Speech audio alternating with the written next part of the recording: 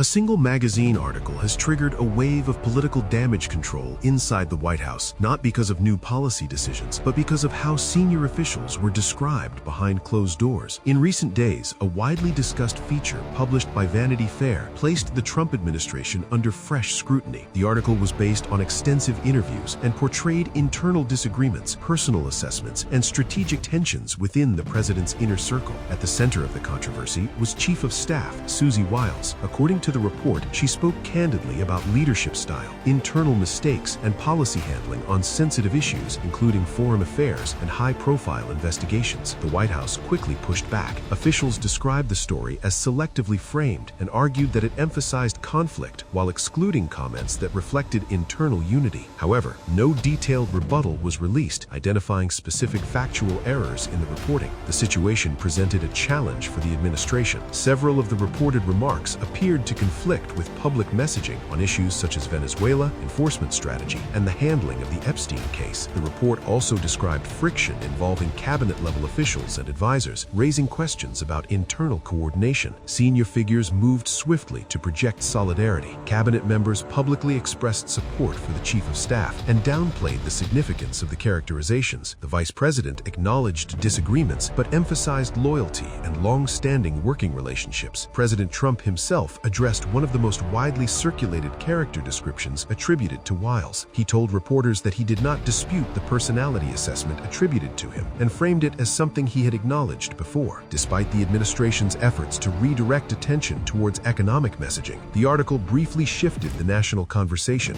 Media coverage focused not only on policy implications, but also on the broader issue of how internal deliberations become public through long-form journalism. Amid the controversy, another development received less attention. Secretary of State Marco Rubio stated that if the vice president were to seek the Republican nomination in 2028, he would support that effort, signaling early unity within party leadership. Separately, the White House announced an expansion of existing travel restrictions. The new proclamation added additional countries and imposed partial limitations on others, citing concerns over documentation reliability, corruption, and security risks. Officials linked the decision to recent security incidents and ongoing immigration enforcement priorities. Together, these developments reflect a presidency navigating both internal narrative control and external policy action at the same time. As media reporting, internal politics, and national policy continue to intersect, how much do behind-the-scenes accounts shape public trust in leadership? Share your perspective in the comments. For more factual updates, you can subscribe on YouTube or follow our page on Facebook.